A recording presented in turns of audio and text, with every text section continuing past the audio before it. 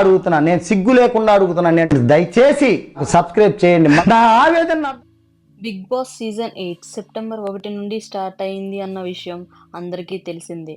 పరిచయం లేని కంటెస్టెంట్స్ హౌస్లోకి వెళ్లారు. అందులో ఒకరు సోనియా ఆకుల.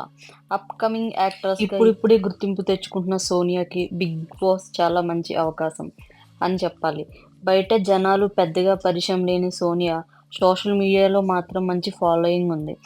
ఎప్పటికప్పుడు తన రియల్ లైఫ్ని షేర్ చేసుకుంటూ ఉంటుంది. అయితే ఆమె చేసిన పోస్టుల్లో ఇప్పుడు ఒక పోస్ట్ అందరినీ ఆకట్టుకుంటుంది.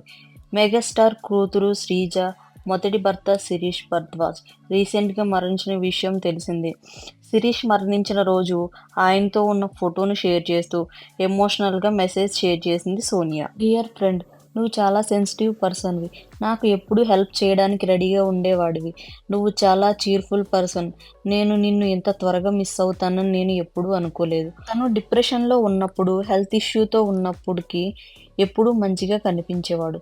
జీవితంలో ఎలాంటి సిచ్యువేషన్స్ వచ్చినా మూవ్ ఆన్ అవ్వాలి. తన జీవితంలో జరిగిన టాప్ విషయాల్లో తను ఓవర్కమ్ కాలేకపోయాడు. తన జీవితం నుండి నేను నేర్చుకున్న పాఠం ఏమిటంటే, జీవితం చాలా చిన్నది, మూవ్ ఆన్ అయ్యి మంచి థింగ్స్ని చూడాలి, ఒకరికి మనం చీర్ లీడర్గా ఉండాలి అంటూ ఎమోషనల్ పోస్ట్ చేసింది సోనియా. సోనియాకి శిరీష్ ఒక మంచి ఫ్రెండ్ మరియు ఒక మంచి వెల్ విషర్ కూడా. ఆయన మరణం ఆమెను ఎంతో బాధించింది అని ఆమె చేసిన పోస్ట్ చూస్తే అర్థమవుతుంది.